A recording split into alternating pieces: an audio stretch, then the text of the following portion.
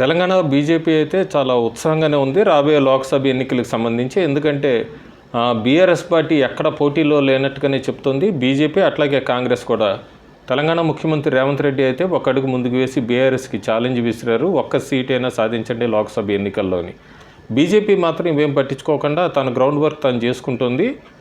ఖచ్చితంగా 10 స్థానాలు గెలవాలన్న టార్గెట్ అయితే ఒకటి పెట్టుకుంది. దానికి అనుగుణంగానే అడుగులు కూడా పడుతున్నాయి. బీఆర్ఎస్కి రాబోయే రోజుల్లో గట్టి దెబ్బ తగలబోతుందని చెప్పచ్చు మనం. ఎందుకంటే Nagar Kurnool sitting MP, BRS MP Ramulu బీజేపీలో తీర్థం పుచ్చుకుపోతున్నారు. అట్లాగే ఆయనకి నాగర్ కర్నూలు పార్లమెంట్ సీటు కూడా కన్ఫర్మ్ అయినట్టుగానే చెప్తున్నారు. మార్చి 4వ తారీఖు ప్రధానమంత్రి నరేంద్ర మోడీ, అమిత్ షా తెలంగాణ రాబోతున్నారు. ఈ ముందే ఆయన ఢిల్లీ వెళ్ళి బీజేపీ తీర్థం పుచ్చుకుంటారని తెలుస్తుంది.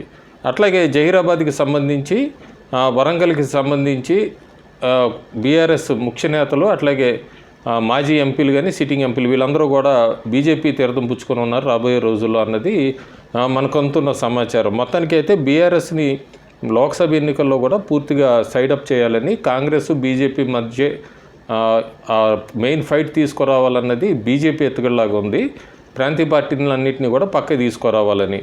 అట్లాగే బీజేపీ హైదరాబాద్ స్థానాన్ని కూడా ఎక్కడ వదులుకోవట్లేదు. అందులో నేను అంతకుముందు ఐటెంలో పెట్టినట్టుగా ఒక మహిళ పేరునైతే పరిశీలనలో ఉంది. కాకపోతే కొత్తగా తెర మీద కూడా రాజాసింగ్ని తీసుకొని వస్తే ఆ ఎమోషన్స్ ఎట్లా క్యారీ అవుతాయి, రాజాసింగ్ వర్సెస్ ఓవైసీ అన్నది కూడా మొమెంటం బాగా పెంచుతుంది బీజేపీకి. హైదరాబాద్ పార్లమెంటరీ స్థానాల్లో సీట్ షేర్ అయితే బాగా, ఓట్ షేర్ బాగా పెంచుకోవచ్చని, అట్లాగే రాజాసింగ్ అయితే కొద్ది గట్టి పోటీ ఇవ్వగలడన్నది కూడా బీజేపీ నాయకులు, తెలంగాణకు సంబంధించిన నాయకులు కూడా అట్లాగే కొంతమంది రాజాసింగ్ పేరును ప్రతిపాదించినట్టుగా తెలుస్తుంది.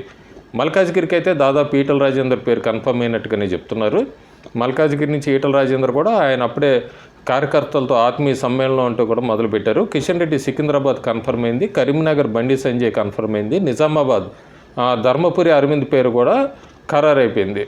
వీళ్ళందరిది నాగర్ కర్నూలు నుంచి బీఆర్ఎస్ రాములది అయితే దాదాపు కన్ఫర్మ్ అయినట్టే. మహబూబ్ నగర్ కూడా డీకే అరుణ అనేది పేరు కన్ఫర్మ్ అయిపోయింది. ఇంకా వరంగల్, ఖమ్మంలో కూడా రామారావు ఉన్నారు కానీ కొత్త పేరు తెర మీదకి రావచ్చని చెప్తున్నారు. ఈ పేర్లన్నీ కూడా కొలుక్కు వస్తాయని ప్రధానమంత్రి నరేంద్ర మోడీ తెలంగాణ పర్యటనకి ముందే ఈ ఫస్ట్ లిస్ట్ ఒక 10 మందితో పేర్లు బయటకు రావచ్చు అన్నది అయితే తెలంగాణ బీజేపీ ప్రకటిస్తుంది. అయితే చూడాలి మనం. ఇందులో దాదాపు 10 నుంచి 11 స్థానాల్లో బీజేపీ అనుకుంటున్నట్టుగా ఇప్పుడు ప్రకటించే లిస్టు ప్రకారం అయితే అది 10 స్థానాలని టచ్ చేయగలదా అనేది అయితే చూడాలి. ప్రస్తుతానికి మల్కాజ్గిరిలో చాలామంది ఆశావాళ్ళు ఇంకా ప్రయత్నిస్తున్నప్పటికీ కూడా బీజేపీ ఢిల్లీ నాయకత్వం అయితే ఈటల రాజేందర్కి గ్రీన్ సిగ్నల్ ఇచ్చిందని అయితే మాత్రం మనకు అందుతున్న సమాచారం. Thank you.